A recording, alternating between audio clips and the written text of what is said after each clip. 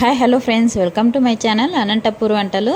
అనంతపూర్ వంటల్లో ఇవాళ రెసిపీ అయితే మనము తినే పప్పు ఉంటుంది కదా, టమాటా పప్పు అయినా కానీ పచ్చిమిరపకాయల పప్పు, ఎలాంటి పప్పు అయినా కానీ రుచిగా లేదనో లేదంటే మిగిలిపోతే ఇలా టేస్టీగా ఒక కర్రీ అయితే రెడీ చేసుకోవచ్చండి. ఇదైతే పక్కాగా డాబాలో ఎలా చేస్తారో అదే సీక్రెట్ అండి.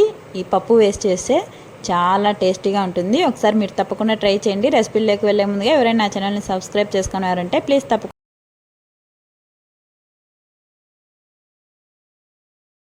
ఇక్కడ నేను 1 కప్పు దాకా పెసలను తీసుకున్నాను. నేనైతే ముందుగానే నానబెట్టుకోలేదండి, అప్పటికప్పుడు చేస్తున్నాను కాబట్టి. ఒకవేళ మీరు నానబెట్టుకోవాలనుకుంటే 1 గంట సేపు నానబెట్టుకోండి. ఇలా బాగా కడుక్కొని 1 కప్పుకి 2 కప్పుల దాకా వాటర్ యాడ్ చేసుకొని, నేను ముందుగానే నానబెట్టుకోలేదు కాబట్టి కాస్తంత ఎక్కువగానే విజిల్ పెట్టుకొని మెత్తగా ఉడికించుకున్నాను. మీరు ముందుగానే నానబెట్టుకున్నారంటే ఎక్కువ విజిల్స్ అవసరం లేదు, చూసుకొని ఉడికించుకోండి. ఎక్కువ మెత్తగా ఉడికించుకోకండి. ఇక్కడ ఒక ప్యాన్ తీసుకొని ఇప్పుడు అందులోకే ఒక 2 లేదంటే 3 టేబుల్ స్పూన్ల దాకా ఆయిల్ తీసుకున్నాను.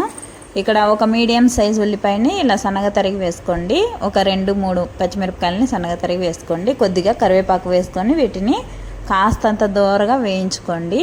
ఎక్కువ ఫ్రై చేసుకోవాల్సిన అవసరం లేదు. ఇప్పుడు ఇందులోకే ఒక మీడియం సైజ్ టమాటా ముక్కల్ని చిన్నగా తరుక్కొని వేసుకొని ఇవి కూడా కాస్తంత వేగనివ్వాలి.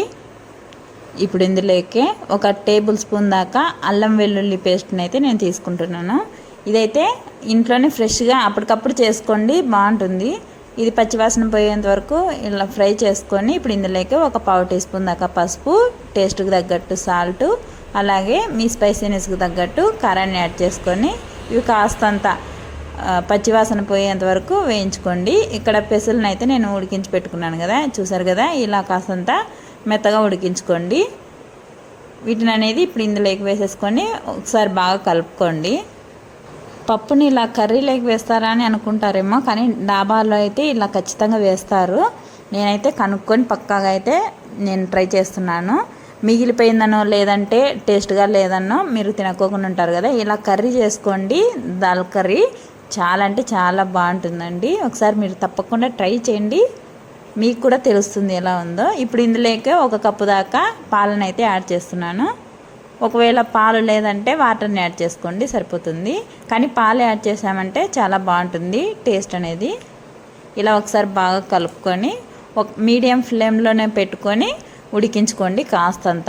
చూసారు కదా, ఆయిల్ అనేది పైకి తేలుతూ వస్తుంది. ఇలా బాగా కలుపుకోండి. మళ్ళీ ఇప్పుడు ఇందులోకే 1 టీ స్పూన్ దాకా గరం మసాలా, అలాగే 1 టీ స్పూన్ దాకా వేయించిన జీలకర్ర పొడి. ఇదైతే స్కిప్ చేయొద్దండి, చాలా బాగుంటుంది, ఇది వేసుకోండి ఖచ్చితంగా. ఇప్పుడు లాస్ట్లో చివరిలో కొద్దిగా కొత్తిమీరని తీసుకొని వీటిని బాగా కలుపుకోండి. ఇది కూడా లాస్ట్ మనము అంత కర్రీ అయిపోతుంది అనగా ఒక 2 నిమిషాల ముందు వేసుకోండి, సరిపోతుంది. ఈ కర్రీ చపాతీలకు కానీ రోటీస్లకు కానీ చాలా బాగుంటుంది. ఒకసారి మీరు తప్పకుండా ట్రై చేయండి. రెసిపీ నచ్చిందని అనుకుంటున్నాను. ప్లీజ్ తప్పకుండా ప్రతి ఒక్కరూ లైక్ చేయండి, షేర్ చేయండి, సబ్స్క్రైబ్ అయితే చేసుకోండి. ప్లీజ్ అండి, సబ్స్క్రైబ్ చేసుకొని నా ఛానల్ని సపోర్ట్ చేయండి. Thanks for